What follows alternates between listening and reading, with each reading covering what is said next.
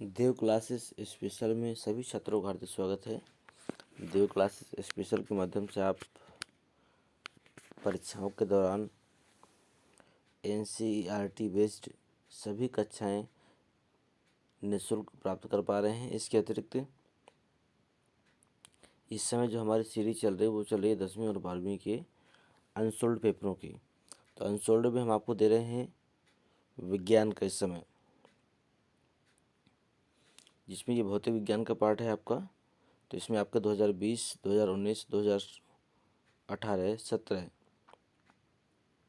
सारे सेट आपको दिए जा चुके हैं, जिसे कि आप जाकर प्ले लिस्ट में जाकर पूरे के पूरे सेट प्राप्त कर सकते हैं।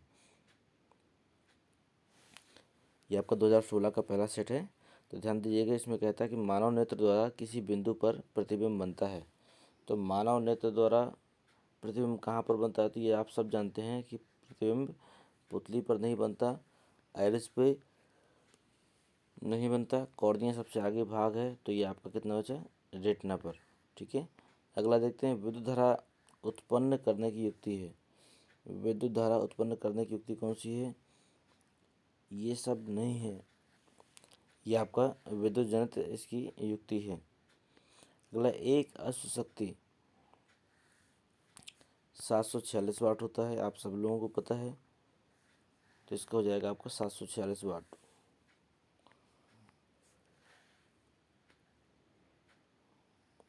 इसमें से कहता है निम्नलिखित में से कौन लेंस बनाने में प्रयोग नहीं किया जाता है? किसका लेंस नहीं बन सकता है ये बताना है आपको।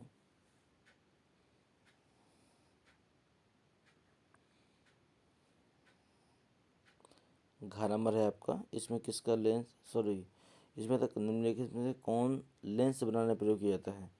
नहीं शब्द नहीं लगा है। तो इसमें आप देख सकते हैं कांच आपका लेंस बनाने में प्रयोग किया जाता है। लेकिन ध्यान दीजिएगा, जल भी कभी कभी लेंस के रूप में व्यवहार करता है। ठीक है, लेकिन हमारा सबसे उपयुक्त क्या है? कांच है। जल की छोटी बूंद एक अवतल लेंस की भांति व्यवहार करती है। अगला देखो, किसी विद्युत बल्ब के तंतु से 0.5 एम्पियर विद्युत धारा 10 मिनट तक प्रवाहित की जाती है। तो उस परिपथ से प्रवाहित विद्युत आवेश का परिमाण ज्ञात करो। तो देखिए, समय दिया गया है 10 मिनट, तो सेकंड में बदलिए तो 10 × 60 हो जाएगा। तो आपका आया कितना? 600 सेकंड आ गया। अब हमारा सूत्र होता है I = Q/T। इस सूत्र से आप निकाल सकते हैं Q का मान, तो Q = IT हो जाएगा। आपने इन दोनों का मान रखा, आपका 300 कूलम आंसर आ जाता है। अगला प्रश्न देखते हैं। कहता है प्रकाश के पूर्ण आंतरिक परावर्तन की शर्तें लिखिए। तो पहले हम इसका आंतरिक परावर्तन देख लेते हैं क्या होता है। इसमें सिर्फ शर्तें पूछी गई हैं, लेकिन हमने इसकी परिभाषा बताई है। जब कोई प्रकाश किरण सघन माध्यम से विरल माध्यम में प्रवेश करती है और जब आपतन कोण का मान क्रांतिक कोण के मान से अधिक होता है, तो प्रकाश किरण दूसरे माध्यम में प्रवेश करने के बजाय उसी माध्यम में परावर्तित हो जाती है। ये घटना क्या कहलाती है? पूर्ण आंतरिक परावर्तन। जब कोई प्रकाश किरण सघन माध्यम से, ध्यान दीजिएगा, ऊपर वाला माध्यम सघन होगा, नीचे वाला माध्यम विरल होगा। ऐसी कंडीशन में जो किरण होती है वो उसका मान क्रांतिक कोण से अधिक हो जाता है और यह किरण दूसरे माध्यम में न जाके उसी माध्यम में वापस हो जाती है। यह घटना पूर्ण आंतरिक परावर्तन कहलाती है। इसके दो शर्तें हैं। प्रकाश किरण सघन माध्यम से विरल माध्यम में जाना चाहिए। अगला है आपतन कोण का मान क्रांतिक कोण से अधिक होना चाहिए। ये दो शर्तें अगर लागू होंगी तभी जाकर पूर्ण आंतरिक परावर्तन की घटना घटित होगी। अगला देखते हैं प्रश्न, निकट दृष्टि दोष किसे कहते हैं? ध्यान दीजिएगा, दोष जो भी होगा वहाँ की वस्तुएं दिखाई देंगी। निकट दृष्टि दोष में निकट की वस्तुएं दिखाई देती हैं, परंतु दूर की वस्तुएं स्पष्ट नहीं दिखाई देती हैं। निकट दृष्टि दोष कहलाता है। इसके निवारण के लिए हम लोग क्या करते हैं? अवतल लेंस का प्रयोग करते हैं। अगला प्रश्न देखिए, 4 ओम, 8 ओम, 12 ओम तथा 24 ओम के प्रतिरोधों को 4 कुंडली में कैसे संयोजित करें? तो ध्यान दीजिएगा, अधिकतम के लिए श्रेणी क्रम करते हैं, न्यूनतम के लिए क्या करते हैं, समांतर क्रम, सिर्फ प्रतिरोधों में। ठीक है, तो पहला है आपका अधिकतम प्रतिरोध प्राप्त करने के लिए तीन प्रतिरोधों को श्रेणी क्रम में संयोजित करना होगा, क्योंकि श्रेणी क्रम में संयोजित प्रतिरोधों का तुल्य प्रतिरोध उनके योग के बराबर होता है। तो हमने तीनों को श्रेणी में रखा और श्रेणी में आपको भी पता है सबको जोड़ देंगे तो अधिकतम प्रतिरोध प्राप्त होगा। लेकिन यहाँ पर सिर्फ हमें किरण आरेख पूछ रहा है। इसमें देखिए लिखा है कैसे संयोजित करेंगे, तो हमने इसका आंसर नहीं निकाला है, आप चाहें तो निकाल सकते हैं।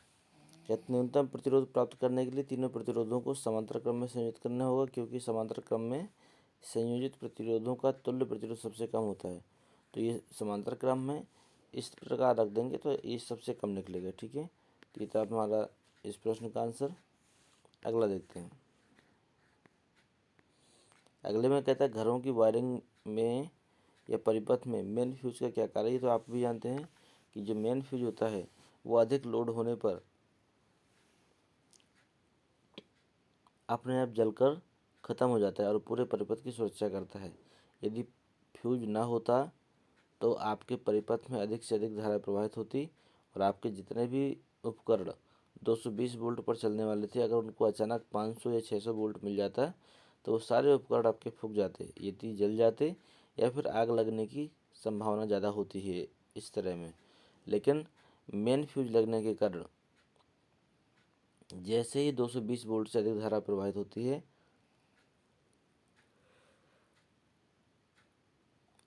ऑटोमेटिक आपका फ्यूज जलकर उनसे संपर्क तोड़ देता है और क्या होता है, आपका परिपथ जलने से बच जाता है। ये इसका आंसर है।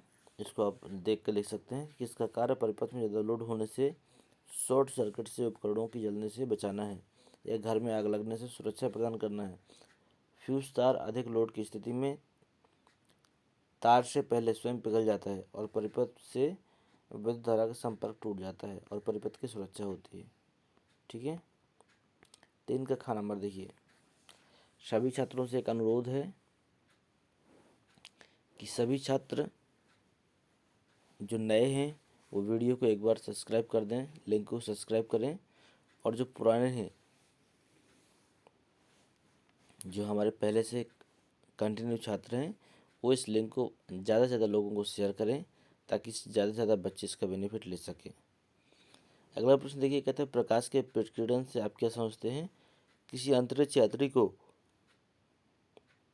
जो आकाश है वो नीले रंग की अपेक्षा काला क्यों दिखाई देता है। तो देख लेते हैं इसको भी हम।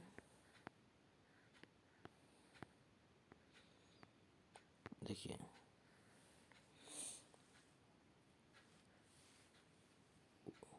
प्रकाश का प्रकीर्णन वह प्रकीर्णन है जिसमें ऊर्जा का वाहक और प्रकीर्ण होने वाला विकिरण प्रकाश होता है। या फिर इसको और भी सरल भाषा में देख सकते हैं कि जब प्रकाश किसी ऐसे माध्यम से गुजरता है जिसमें धूल तथा अन्य पदार्थों के अत्यंत सूक्ष्म कण होते हैं, इनके द्वारा प्रकाश सभी दिशाओं में प्रसारित हो जाता है, जिसे प्रकाश का प्रकीर्णन कहते हैं। ठीक है, और दूसरा प्रश्न इसी में था कि अंतरिक्ष यात्रियों को आकाश काला क्यों दिखाई देता है। तो अंतरिक्ष यात्री आकाश में उस ऊंचाई पर होते हैं जहां वायुमंडल नहीं होता और ना ही वहां पर कोई प्रकीर्णन हो पाता है, इसलिए उन्हें आकाश कैसा दिखाई देता है, आकाश नीला दिखाई देता है। ये इसका आंसर है आपको।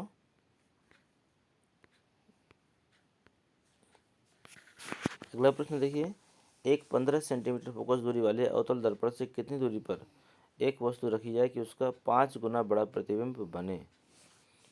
तो एम बराबर होता है -v/u, ये आपका दिया गया -5, तो v का मान कितना हो जाएगा 5u। दर्पण का सूत्र लगाइए, 1/f बराबर 1/v प्लस 1/u। ठीक है, इसमें मान रख दीजिए आप। f का मान रखा हमने, यहाँ पर हमने v का मान रखा, u की जगह हमने ज्यों का त्यों छोड़ दिया। ठीक है, यहाँ से हल करते तो u का मान कितना आता है -18 सेंटीमीटर। तो v का मान कितना था आपका 5u था और 5 को 18 किया तो 18 पंचे 90, तो मतलब -90 सेंटीमीटर का हमारा दूरी आ गई। तो लिख सकते हैं हम कथावस्तु को दर्पण से 18 सेंटीमीटर दूर रखने पर प्रतिबिंब हमें 90 सेंटीमीटर दूर प्राप्त होता है। अगला प्रश्न देखिए, कहता है विद्युत चुम्बकीय प्रेरण से आप क्या समझते हैं, प्रयोगों द्वारा इसे कैसे प्रदर्शित करेंगे। तो किसी बंद विद्युत परिपथ के चुंबकीय फ्लक्स में परिवर्तन होता है, तब परिपथ में एक विद्युत वाहक बल उत्पन्न हो जाता है और परिपथ में विद्युत धारा बहने लगती है। यह घटना विद्युत चुम्बकीय प्रेरण कहलाती है। यहीं तक है आपका, कहलाती है। ठीक है, जब किसी बंद परिपथ के विद्युत फ्लक्स में परिवर्तन होता है और परिपथ में एक विद्युत वाहक बल उत्पन्न हो जाता है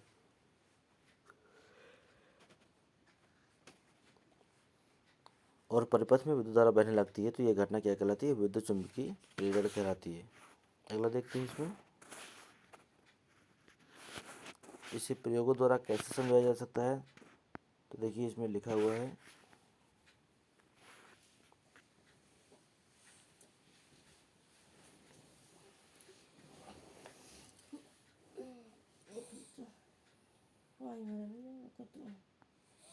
ये इसके चित्र हैं। ये क्योंकि ये आपका 4 नंबर में आया है तो इतना पर्याप्त है, लेकिन इसके बारे में अगर आप लिखना चाहें तो इसको हम आपको अगले वीडियो में बताएंगे, क्योंकि ये छूट चुका है। ठीक है, चौथा प्रश्न देखो, इसी में कहता है चुंबकीय क्षेत्र की तीव्रता से आप क्या समझते हैं। एक इलेक्ट्रॉन 1200 न्यूटन प्रति एम्पीयर मीटर स्क्वायर के चुंबकीय क्षेत्र में 2 × 10⁴ मीटर प्रति सेकंड के वेग से प्रवेश करता है। तो इलेक्ट्रॉन पर लगने वाले बल के परिमाण की गणना करनी है। तो हल कर लेते हैं। आप जानते हैं कि जब कोई इलेक्ट्रॉन किसी चुंबकीय क्षेत्र में प्रवेश करता है तो वहाँ पर सूत्र आपको बनता है F = Q/V/sin θ। एक कंडीशन इसमें दी गई है 90 अंश की। ठीक है, ये देखिए लंबवत कहता है। दूसरा दिया गया है 0, क्योंकि समांतर कहता है। तीसरा दिया गया है 30। तो एक बार 90 पे निकाल लीजिए। Q का मान है 1.6 × 10⁻⁻⁹।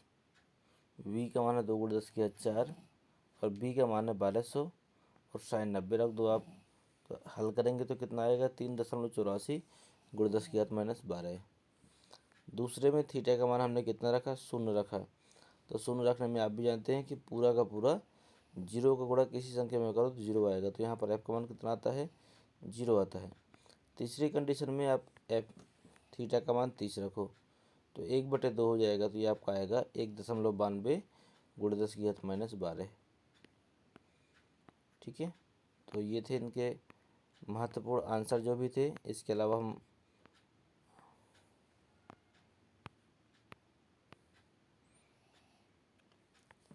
एक नंबर देते हैं 9919425442। यदि आपको अपने अनसोल्ड से संबंधित नोट्स चाहिए तो वो बिल्कुल निःशुल्क आपको इस नंबर पर उपलब्ध हैं।